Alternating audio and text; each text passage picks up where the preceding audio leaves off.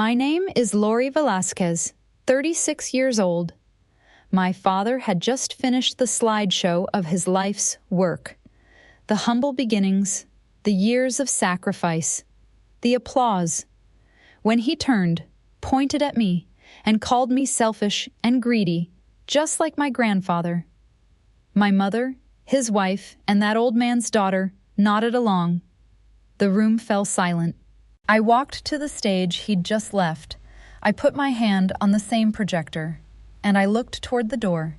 They didn't know the next slide wasn't his. They thought the hard part of the night was over for them. It hadn't started. But before I show you that door, I have to show you the little girl who believed him. Because for most of my life, I did believe him. I believed every word my father said. The way you believe the ground will hold when you step on it. You don't examine it, you just walk. And the first thing I ever learned to believe was that my grandfather was a bad man. I want you to understand how completely that story was built. It wasn't one dramatic speech. It was 1,000 small bricks laid over years, so gently I never saw the wall going up. My father would say it at dinner, offhand, like weather. Your grandfather was a greedy man, took what he wanted and left the rest of us to clean up. My mother, Walt Ackerman's own daughter, would press her lips together and look at her plate, and to a child that looks exactly like grief. It looks like a woman who has been hurt by her father and doesn't want to talk about it. It took me 30 years to understand it was something else entirely. The relatives filled in the rest. At holidays, someone would mention poor Edna after everything her father put her through, and the sentence never needed finishing. Everyone already knew the shape of it. The old man was difficult. The old man was cold. The old man cared about money more than people, and eventually the family had been forced, they said, to cut him out. So I let him go too. I was 11. You don't argue with an entire family. You just absorb the story and carry it, and after a while you forget you're carrying anything at all. It becomes the floor you stand on. But here's the piece that never fit, the piece I buried so deep I nearly lost it. Before he became the villain, I remembered him being kind. I was 5, maybe 6. My parents were arguing in the kitchen about something. Money. It was always money. And their voices had that low, hard edge that made me go small and quiet in the corner. And a big warm hand had come down on my shoulder, and my grandfather had crouched to my level and said, "You don't have to listen to that, sweetheart. Come with me." He took me out to his workshop. It smelled like cut cedar and machine oil. He lifted me onto a stool and let me watch him work a piece of wood with a hand plane, long, clean strokes, curls falling like ribbon. He did not talk much. He did not need to. That afternoon, he made me a small cedar box with a fitted lid and carved my name into the front. Lori. Then he turned it over and pressed a metal stamp into the bottom. W.A. Every real thing has the maker's name on it, he told me. So everybody knows who stood behind it. I still have that box. I want you to hold on to it because it comes back. That memory did not fit the story I was raised on. A man could be difficult in one part of his life and still be gentle with a frightened child. But nobody in my family allowed that kind of complexity. I was too young to hold the contradiction by myself. A child believes her parents. So I accepted the version they gave me, folded the other memory up small, and told myself I had remembered it wrong. That phrase, "I remembered it wrong," you're going to hear it a lot. It was the family's favorite tool, and they used it on me my whole life without me ever noticing the pattern.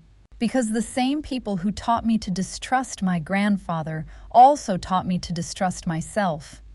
Nothing dramatic enough to point to.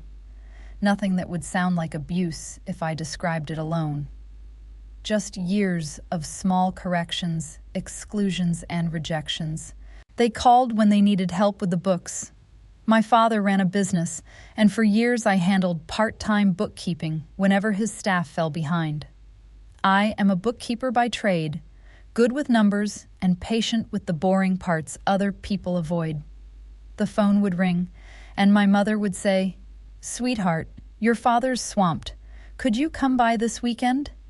I came almost every time because being needed felt close enough to being loved that I could not tell the difference. But the phone never rang just to ask how I was. At family dinners, the praise flowed one direction: my father's instincts, my father's timing, my father's beautiful company. And when I mentioned something I'd done, a certification I'd earned, a client I'd landed, the table would go quiet for a beat too long, and then my mother would say, "That's nice, dear," and turn back to my father's story. And the word, there was always the word, kept in a drawer, taken out whenever I asked for anything at all. If I couldn't drop everything to fix a spreadsheet, if I wanted to spend a holiday with friends instead of driving 3 hours home, if I said no to any single thing, the answer came back the same. "Don't be selfish, Lori. You're getting a real selfish streak. You know who you sound like." I always knew who I sounded like. I just didn't yet know what that meant. I want to tell you about the spring of 2025 because that's when the floor cracked. It was a small thing. That is how these things often start. My parents had promised to organize the group gift and card for a cousin's 40th birthday, then failed to do it. At the party, in front of a dozen relatives, my father explained warmly and sadly that I had dropped the ball, that he had trusted me to handle everything, and I simply had not followed through, and that this was sadly typical of me. I had never been asked to handle it. I hadn't dropped anything. He'd invented the whole thing on the spot, smooth as water, and I watched 12 people's faces rearrange themselves into that gentle disappointment I'd been swimming in my entire life. And here's what was different this time. This time I was standing far enough outside it to see the machine work. I watched him take a truth, bend it, hand me the guilt, and turn himself into the reasonable one in under a minute, without a flicker of effort. It was not malice I saw in his face. It was fluency, the ease of a habit practiced for years, and a cold thought came up my spine and stood there. If he could do that to me now, if he could make an entire room believe something that had never happened, then what about the story he had repeated about my grandfather for most of my life? How much of it was real? That night, I couldn't sleep. The buried memory came up out of the floor where I'd left it. The warm hand on my shoulder. The cedar smell. Lori, carved into the wood. W.A. stamped underneath. Every real thing has the maker's name on it. I didn't ask my parents. That was the first genuinely new decision of my adult life. Because I already knew, with perfect clarity, exactly what they would say, and exactly how they would make me feel crazy for asking. I'd finally seen the tool. I wasn't going to hand them the chance to use it. Instead, I went to find him myself. It was not difficult to find an address. Walt was living 40 minutes away in a small house with a sagging porch, and the county property records showed that he had owned it for years. That did not yet prove why contact had ended, but it contradicted the impression my family had created, that he had vanished somewhere beyond anyone's reach. He had remained in the same county. The family had simply stopped going to his door. I sat in my car outside that house for 20 minutes. I was 36 years old and terrified of a man I hadn't spoken to since I was 11. When I finally knocked, the door opened on a chain. One pale, sharp eye studied me from a face I half recognized from somewhere deeper than memory. He was in his mid-80s now, thin and physically diminished, but holding himself very straight. "I know who you are," he said, before I got a word out. His voice was flat. "You've got Edna's mouth. Whatever they sent you here to get, there's nothing left. Go home." And he shut the door. I stood on that porch, feeling the story confirm itself. Cold, difficult. Just like they said. I almost got back in my car and drove home and let it stay buried forever. I did not leave because a man working in the yard next door called out to me. He was about 70, dressed in an old flannel shirt. Later, I learned that Gus Pearsall had worked beside Walt for 22 years, and after retiring, had bought the neighboring house partly so someone would be close enough to check on him. He had seen my car outside for 20 minutes and watched Walt close the door. "You're Lori," he said. I stopped. "The cedar box," he continued quietly. "Walt made one with your name on it when you were 5 or 6. He talked about you for years." He set down the garden rake. "Whatever Dale told you, hear one thing before you leave. Walt was not removed because he was greedy or losing his mind. I watched control of his company move out of his hands, and I watched people call him confused when he objected. I resigned because I would not help them pretend otherwise." The late summer air felt suddenly cool and very clear. "You're not making that up," I said. It came out almost as a question. "No," Gus said, "and I may be one of the few people left who saw enough to say so. I want to be honest about what that first real conversation cost me, because nothing in this story came free." Within a week, my parents knew. I later learned that one of my mother's cousins lived nearby, had recognized my car outside Walt's house, and called her. Their response was immediate and coordinated, and watching it taught me more about the family system than any accusation could have. My mother called first, her voice thick with worry. "Lori, honey, I heard you've been out to see my father. I need you to be careful. He is not well. He says things. He'll tell you a whole world that never existed, and he's very convincing. He did it to me my whole childhood. I don't want him getting his hooks in you." Get his hooks in you. The phrase stayed with me because it turned a warning about evidence into a warning about the person holding it. Then my father, harder. "Your grandfather is a sad, sick old man who blew up his own life and blamed everybody else. You go digging around in that, you're going to hurt your mother, and for what? Some story from a man who can't tell truth from fantasy?" A pause, and then the knife, gentle as ever. "This is exactly the kind of selfish thing you do, Lori. You never think about how it lands on the rest of us." Then they began cutting me out. It was not dramatic. My father simply stopped offering me the weekend bookkeeping work that had supplemented my regular income. "We've got it handled," my mother said. "Don't worry about coming by." The small payments ended. The family group chat went quiet whenever I posted, and 2 aunts stopped returning my calls. Without a single raised voice, the message became clear. I had a place in the family only while I accepted its version of events. In about 10 days, I lost a modest but real source of income and most of the belonging I had spent my life trying to earn, simply because I had asked one question. The loss of money hurt less than the sudden absence of belonging. I had spent years driving 3 hours to family gatherings, helping with the books, and showing up whenever they called. I'd told myself it was love, but being useful had also become my proof that I mattered to them. When I stepped outside their version of the story, that proof disappeared. During several nights in late summer, I sat in my apartment wondering whether I was doing something cruel. Maybe I was the selfish one. Maybe Walt really had distorted everything. The reflex ran deep. Then I would remember the speed of their response. 10 days was not proof that Walt's story was true, but it was proof that my family was more interested in stopping the questions than answering them. That was reason enough to keep looking. If asking one honest question ever made your whole family close ranks against you, when did you realize their silence was not an answer? Tell me what made you keep looking instead of accepting the version you were given. When I returned to Walt's house, I did not begin with an accusation or a list of questions. I brought the cedar box. I placed it on the porch rail, knocked, and stepped back so he could see it through the window. When he opened the door, he did not fasten the chain.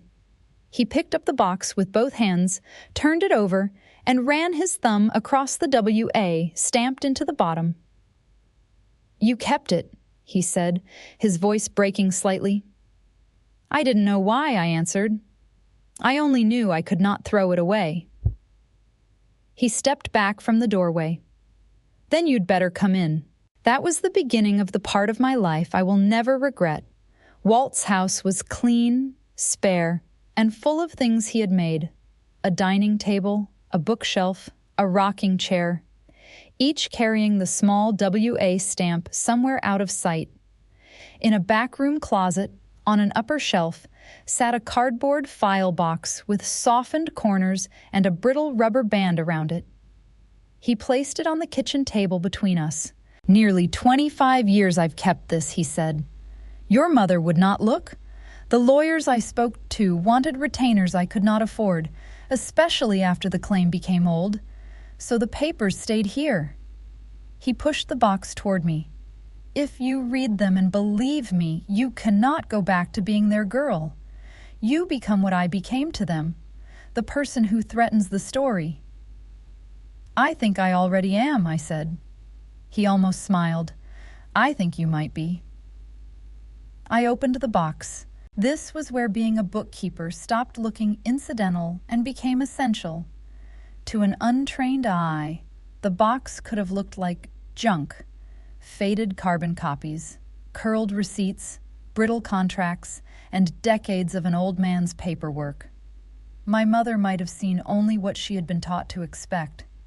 I read records for a living. Numbers can be manipulated, but dates, signatures, payment histories, and matching documents can also expose where a story stops adding up. It took several weeks, spread across a dozen evenings at Walt's kitchen table. Walt told the story in pieces. Gus supplied only what he had personally witnessed, and I matched each claim against the surviving records. This was the sequence the documents supported. In 1985, Walt Ackerman started a company. He called it Ackerman Woodworks. Custom, high-end, real craftsmanship. The kind of work that built a name. For a decade, it was his, entirely, and it did well. There was a photo in the box of him standing in front of a wooden sign he'd carved himself. Ackerman Woodworks, EST, 1985. He was maybe 45, sawdust on his shirt, grinning like a man who'd built exactly the life he wanted. In 1993, his daughter married a charming salesman named Dale Velasquez, and Walt did what a good father does. He gave his new son-in-law a job. Dale wasn't a craftsman, couldn't cut a straight joint to save his life, Gus said. But he could talk, and he could sell, and for a while everyone was happy. Then, in 1995, Dale came to Walt with a proposal, and this is where I found the first piece of paper that made my hands go cold. A partnership agreement. Dale would formally buy in, become a co-owner, help the company grow. There was Walt's signature, and there, next to it, was my father's, younger but unmistakably his. The same signature I'd watched him sign on 1,000 documents while I kept his books. Attached to the agreement was a promissory note signed by Dale. It stated that he owed Walt $220,000 for the proposed ownership stake, payable over time. Among the records we found, there was no evidence of a single payment. That did not by itself prove every later transfer invalid, but it showed that Dale had received the benefit of the agreement without honoring the price written into it. The unpaid note was the first documented breach. What followed was larger. Once Dale was inside, control shifted gradually between 1995 and 2000. The file contained restructuring papers, amended company records, and signatures Walt said had been presented to him as routine protection for the business. By the end of that sequence, Dale controlled the operation, and Ackerman Woodworks had become Crestwood Custom Millwork. He erased the name off the front of the building. And then he did something I didn't understand until I found the old product photos next to the new ones.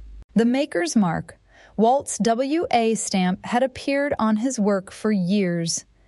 In the later product photographs, it had been softened and abstracted into Crestwood's geometric logo. Placed side by side, the resemblance was unmistakable. Dale had removed Walt's name from the company while preserving a marketable version of the mark that had identified his craftsmanship. Every real thing has the maker's name on it. My father had spent 30 years making sure it didn't.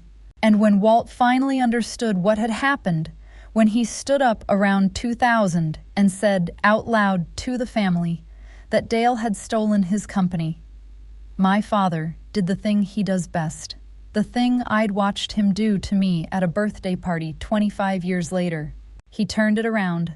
He got there first. He told the family, sadly, reasonably, that poor Walt was slipping, getting confused, making wild accusations, saying Dale had stolen a company Dale had saved from a stubborn old man who'd have run it into the ground. My mother had her own unresolved anger. She described a childhood spent watching Walt disappear into the workshop and believed he had repeatedly chosen the business over her. Dale's version gave that hurt a simple explanation and allowed her to treat his accusation as fact. Whether she believed every detail or merely found the story easier to live with, she supported it for years. Gus resigned when Dale's group pushed Walt out around 2000. I couldn't stand beside it, he told me. A man builds a company for 15 years, and they tell everybody he's crazy for objecting when his name and control disappear. Gus came by for many of those evenings. He had worked beside Walt in other shops before Ackerman Woodworks formally opened in 1985, which explained the full 22 years he counted between them. He remembered Dale arriving in a pressed shirt, Walt teaching younger workers to cut dovetails by hand, and the meeting where control finally changed. Dale arrived with advisors and a folder of documents. Walt understood that he was signing business papers, Gus said. What he did not understand was how completely those papers changed his authority. Dale described them as protection for the company. By the time Walt studied the full effect, his name and control were already gone. I sat at that kitchen table with all of it spread in front of me, and I understood, finally, the shape of my own life. I had not simply lost contact with my grandfather. Dale had discredited him, and my mother had helped preserve a family story that kept me from questioning his absence. What happened to Walt and what happened to me were not equal in scale, but the method was the same. When either of us challenged Dale's version of events, he reached first for character. Selfish, greedy, confused, difficult. He made the person asking the question appear less trustworthy than the answer. Selfish, greedy, you know who you sound like. I knew now. For the first time, the comparison did not make me ashamed. Have you ever found one document, photograph, or memory that made an old family story stop adding up? Tell me what first gave you permission to trust what you had seen instead of the version everyone else repeated. That night, my phone lit up. A text from my father. Heard you're spending a lot of time with the old man. He's using you, Lori. He'll turn you against your own family and leave you isolated, just as he tried to divide the rest of us.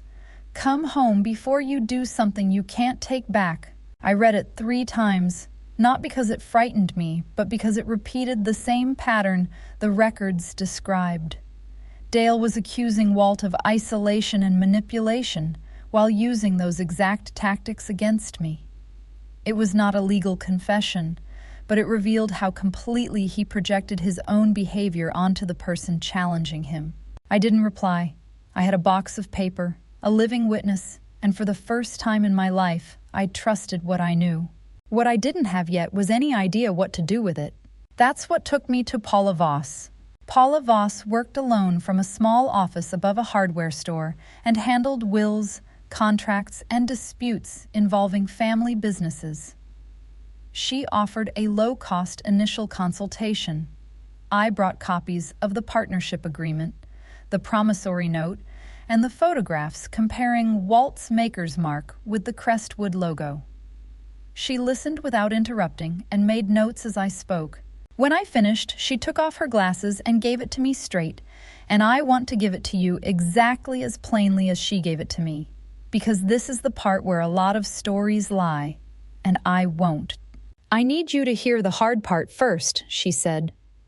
Most of these events happened 25 to 30 years ago. Limitation periods vary by claim and jurisdiction, but any attempt to recover the company now would face severe time bar, proof, and record problems. I cannot promise Walt ownership, damages, or a criminal case from this file. Litigation would be expensive, slow, and highly uncertain. I felt the floor drop. So it's nothing, I said. It's just paper. I did not say the papers were worthless. She leaned forward.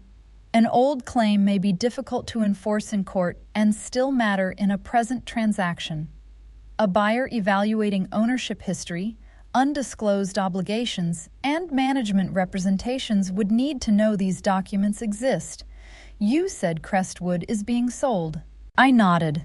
Before the bookkeeping work ended, I had seen internal expense entries for valuation consultants and transaction counsel, and Dale had spoken openly about offers between $18 and $22 million. The family understood that a buyer had signed a preliminary letter of intent and that the sale was in late due diligence, but no closing had occurred. Then let me explain why this matters now, Paula said. A buyer paying that much will investigate ownership history, unpaid obligations, litigation risk, corporate authority, and whether management disclosed anything that could affect the deal. That review is due diligence. These papers do not automatically prove Walt still owns Crestwood, but they raise questions the buyer's lawyers cannot responsibly ignore. She held up the promissory note. You have a partnership agreement and a promissory note showing that Dale promised Walt $220,000 for an ownership interest. The surviving records contain no payment evidence. That does not settle title by itself, but it creates a material disclosure issue and may force the buyer to pause, investigate, demand warranties, or withdraw. She set the note down. You do not need to embellish anything. The documents are serious enough on their own. I sat with that. You keep speaking as though these papers have to go somewhere, I said. They do if Walt wants the transaction reviewed, Paula answered. The responsible first step is to preserve the originals, verify what we can, and give formal notice to the buyer's counsel before closing. That may pause the deal without any public scene. She studied me. But I also hear that stopping a transaction is not your only concern. You want Walt's name restored in front of the people who accepted Dale's story. Those are two different goals, Lori. We can protect the first legally. You need to decide what the second is worth and how to pursue it without making claims the documents cannot prove. I walked out of Paula's office into the cold knowing two things. The buyer had to receive formal notice before any closing, and stopping the sale alone would not restore Walt's name. I had not decided how to do the second part yet. 2 days later, in October 2025, the mail brought a heavy cream envelope on expensive cardstock. Crestwood's company logo, the abstracted mark that had once carried Walt's initials, was embossed across the top. You are cordially invited to celebrate the 30th anniversary of Crestwood Custom Millwork. 30 years, 1995 to 2025. I did the math automatically, and the choice of date took my breath away. The business had not begun in 1995. Ackerman Woodworks was founded in 1985. 1995 was the year Dale signed the partnership agreement and unpaid note, the beginning of the transfer that eventually removed Walt's name and control. He was celebrating 30 years of Crestwood's version of the story, with 200 guests and representatives of the prospective buyer invited to applaud it. Now I knew when, and I knew where. The plan came together over the next few weeks. Paula first preserved the originals, verified the clearest documents, and sent formal notice to the buyer's counsel before any closing.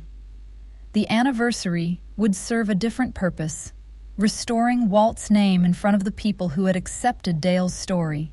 The parts, I'll tell you, I took that box of soft, curling paper and I made it clean.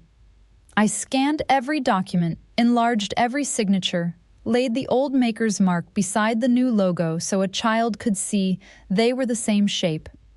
I built it into something simple and undeniable. Not a legal argument, just a sequence of facts anybody in a party dress could follow in 10 seconds. Paula reviewed every slide and caption. "Show only documents Walt owns or has authorized you to use," she said. "Describe what they establish and what they do not. Do not call Dale a criminal or claim the papers automatically restore ownership. Documented truth gives you a strong defense, but careful wording still matters. He can be angry. That does not make every statement risk-free." Gus agreed to attend and, if necessary, describe only what he had personally witnessed. He had no ownership claim and no financial interest in the sale, which made his account harder to dismiss as self-serving. "I've waited more than 20 years for somebody to ask what I saw," he said. "I'll wear my good boots." I practiced the slides until I could run them in the dark. 6 images, in order, each one landing harder than the last. I timed how long the room would need to understand each one. A signature takes 2 seconds, a date takes 1. 2 photographs, side by side, take about 4. I wasn't building an argument. I was building a staircase, and I wanted every step to hold weight before the next one dropped. Paula watched me run it once and said, "You've done this before." I told her no. She said, "You've been getting ready for it your whole life." Same thing. The hardest logistics were the smallest ones. I asked the event planner for 2 minutes at the microphone and permission to provide 6 tribute slides. She checked with Dale, then sent my file to the audiovisual technician and confirmed it would follow his presentation. He said yes. A public tribute from the difficult daughter, who had finally returned, was exactly the ending his story wanted. His certainty gave me legitimate access to the stage and projector. But the center of it, the thing that made the whole night work, was the piece I understood better than anyone because I'd spent my life on the receiving end of it. Dale had one dependable pattern. When someone challenged him, he spoke first and attacked that person's credibility. He had done it to Walt and repeated it with me at the birthday party. I could not know exactly what he would say in the ballroom, but Paula and I prepared for the possibility that he would use the same tactic again. The plan was not to argue with him. If he attacked Walt or me, I would move directly to the verified documents and let 200 witnesses compare his words with his signatures. I was not relying on a perfect prediction. I was preparing for a pattern I had already seen, and there was one more thing, the hardest thing, the part I had to ask Walt for. I went to his house on a gray afternoon, and I told him what I wanted. I wanted him to come, to walk through that door in front of the people who'd turned their backs on him and stand there while the truth came out. He said no. He said it fast, and his hands were shaking. Nearly 25 years, Lori. Nearly 25 years they've had that room believing I'm a crazy, greedy old man. You think me walking in changes that? They'll laugh. They'll say, "Look, the old lunatic's back. See what we mean." I'm not going to let you watch that happen to me. I'm too old to be laughed at one more time. And I understood him completely, because it was my own fear, one generation up. The fear that you'll finally say the true thing, and the room will decide you're the crazy one anyway. So I didn't argue. I did what he'd taught me without knowing it. I let the silence sit. And then I said the only thing that was actually true. "Walt, I'm not asking you to come so they'll believe you." He looked up. "I don't need them to believe you. I believe you now. Part of me remembered the man who made that box, even when I was afraid to trust the memory. They took nearly 25 years from us." My voice broke, and I let it. "Please, let me give you back one room. Just one. You don't have to say a word if you don't want to. Just let them see you standing up straight." He was quiet for a long time. Then he reached over and picked up the cedar box, my cedar box which I'd left with him, and he turned it over and looked at the 2 letters on the bottom, and he nodded. "All right," he said, "one room." Several nights before the anniversary, the doorbell rang at my apartment. I already knew who it was. My parents stood on the step, and they had brought every version of themselves. Dale began warmly, hands spread, reasonable and sad. "Lori, this has gone far enough. Come back to the company. I'll give you a formal bookkeeping position, a title, and better pay. Your family. Put this business with Walt behind us before the anniversary." I said nothing. Then the frightened one, my mother. "You're going to kill us. Do you understand that? Everything your father and I built, our whole lives, and you'd throw it away for a man who, Lori, he's not what you think. He was never there for me. Never. You don't know what it was like." "Then tell me what it was like," I said quietly. "Tell me about your father." Her face closed like a door. "My father chose his workshop over his family. We gave him every chance. Don't you dig up old graves." Cold now. The nod face. "Leave it alone." When neither approach worked, Dale made the condition explicit. The same accusation would surface again 3 days later, but here it was, only the 3 of us in a doorway. "If you bring Walt to that anniversary or interfere with the sale, you are finished with this company and with us. He's got his hooks in you. You're exactly like him, selfish, ungrateful, ready to burn down your own family over paper and an old man's grievance." He shook his head. "You're just like your grandfather." I looked at him, and for the first time in my life, that sentence didn't land as a wound. It landed as a compliment I hadn't earned yet. "I understand," I said, "that's all." They took it as surrender. I watched it happen. The relief in my father's shoulders, the small, triumphant glance he gave my mother. He thought he'd won. He always thought he'd won when I went quiet. He didn't know that quiet had stopped meaning what it used to mean. They left, and the countdown to the party began. The night before, I dressed Walt in his good suit. It was 20 years out of style, and it hung a little loose on him now, and his hands couldn't manage the cufflinks anymore, so I did them for him. He stood in front of the mirror in my apartment and looked at a version of himself he hadn't seen in a long time. "Haven't worn this since—" He stopped. "Long time since anybody called me by my real name." "Tomorrow they will hear your real name and see the records," I said. "Take this so you remember who you are, no matter how that room responds." He held the box the whole drive over. "I'm going to take you into that ballroom now, and I'm going to take my time, because this moment had been 30 years in the making." It was everything Dale loved. Chandeliers, a raised stage, round tables under white cloth, and 200 guests. Partners, suppliers, representatives from the mayor's office, and 3 members of the prospective buyer's transaction team seated near the stage. Their lawyers had already received Paula's notice. They were there while the deal remained under review, not yet closed. Walt and Gus waited in a car outside until I sent the agreed signal. Paula remained inside near the back of the ballroom, carrying copies of the verified documents and watching the presentation from a legal distance. My father took the stage to a standing ovation. He told the story he'd told my whole life, polished to a shine. 2 hands and a dream. Sacrifice, sleepless nights, building something from nothing. Behind him, the slideshow rolled. The old building, the growth, the logo, that stolen logo, glowing 10 feet tall. The room ate it up. They toasted him.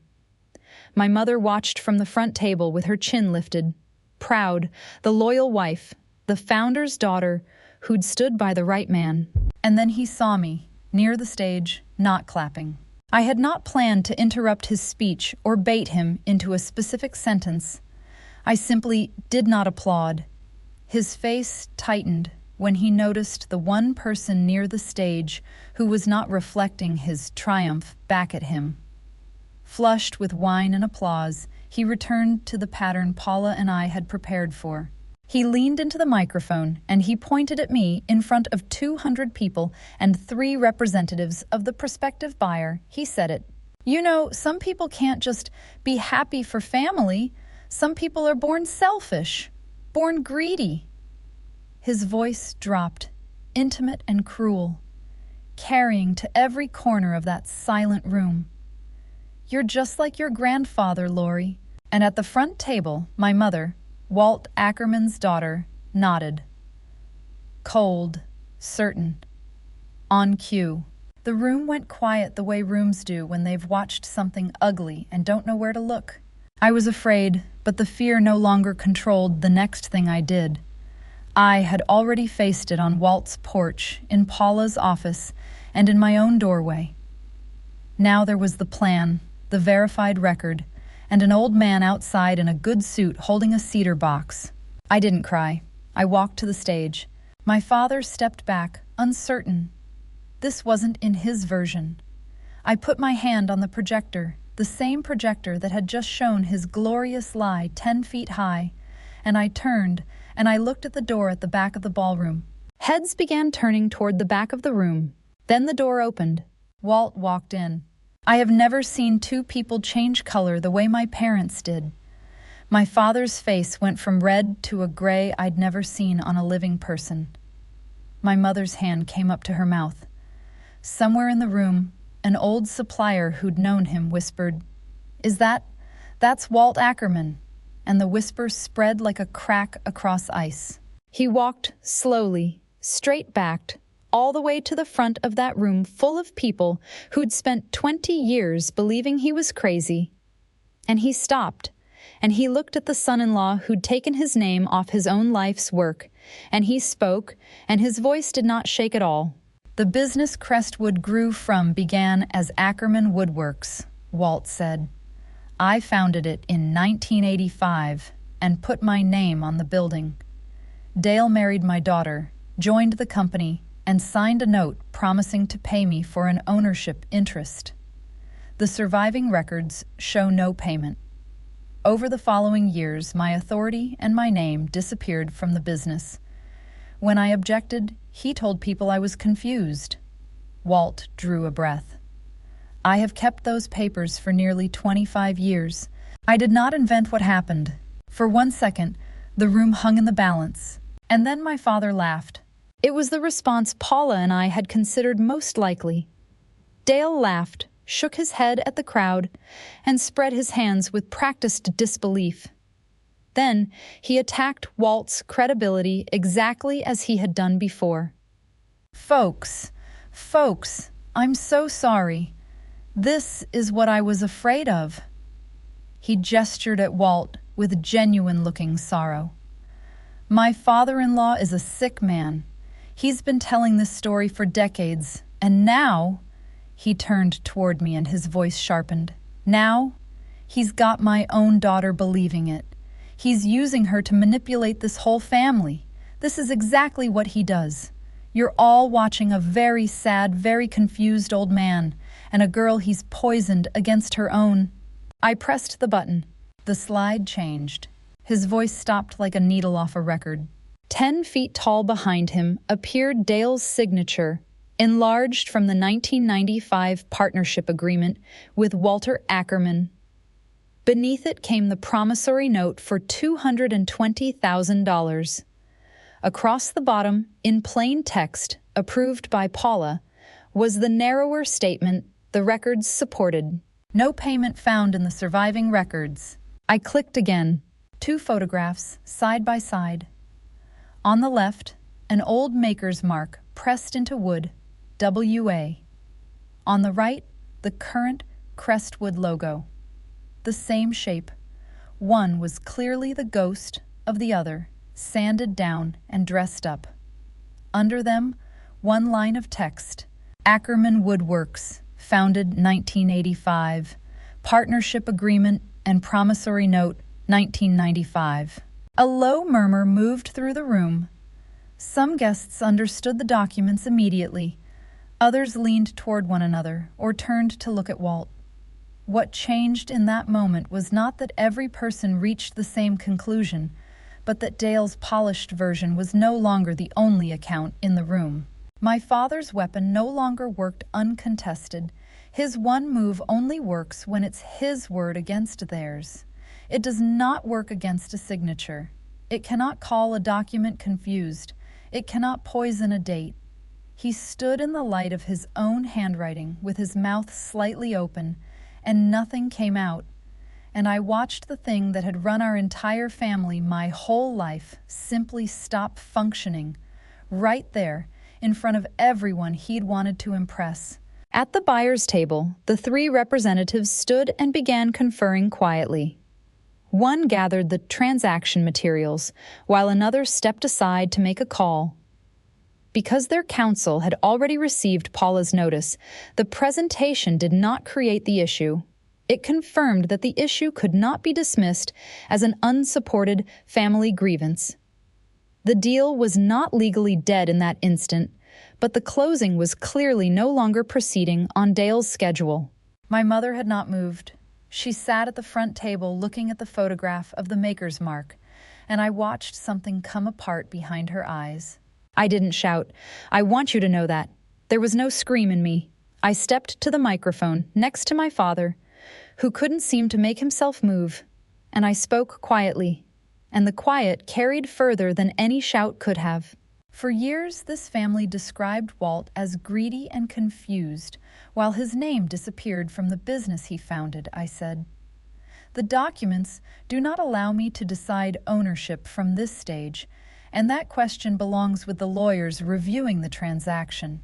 I am here for something different. I am here so the people who accepted Dale's story can see the records and hear Walt speak for himself. Then I looked at my father, and I said the last thing. You were right, though. I am just like my grandfather. I let it sit. It's the kindest thing you've ever said to me. I found Walt's eyes across that silent room, and for the first time since I was 5 years old, he was looking at me the way he had in that workshop, like I was something worth standing behind. His hand found mine. The public presentation lasted about 4 minutes. It did not undo 30 years, but it ended Dale's ability to keep his version entirely unchallenged. The private part came later, in a side hallway, away from the crowd, and it was harder, because catharsis is loud and grief is quiet. And this was grief. My father found me first. The gray had left his face and something worse had replaced it. Not remorse, I want to be clear. Never once remorse. Calculation. Trying to reboot. You've jeopardized everything, he said. The sale, the company, your mother's security, 30 years of my work. I hope this was worth it. Then he reached for pity. I made mistakes, Lori. Nobody is perfect. Is one mistake worth publicly damaging all of us? I looked at him for a long moment. A mistake is one act followed by accountability, I said. This was a pattern maintained for years. Each time you dismissed Walt as confused, each time you used the same labels on me, and each time you protected the story instead of answering the evidence. Those were repeated choices. I finally stopped treating them as accidents. He had no move for that. There was no getting ahead of it. It had already happened, in front of everyone, and it could not be unhappened. My mother came last. She stood a few feet away, and she looked older than I'd ever seen her. And when she spoke, her voice had lost all its certainty. You don't understand, she started. My father, he was never... He made me a cedar box when I was 5, I said, with my name in it and a stamp on the bottom. You know the one. Her lips parted. You let them tell me I remembered him wrong, I said. The same way somebody once let you believe your own father didn't love you. You're not evil, Mom. I've thought about it a lot. You just decided, a long time ago, that the comfortable lie was easier to live inside than the true thing. And you've been living inside it so long you forgot there was ever a door. I watched her. I'm not doing that. Not for you, not for him, not for anybody. I'd rather have the truth and lose the family than keep the family and lose myself. I already tried it the other way. It cost me 25 years with the only person who ever built me something. She was crying now, silently, and she said the thing that told me she'd known all along. The thing that was almost a confession.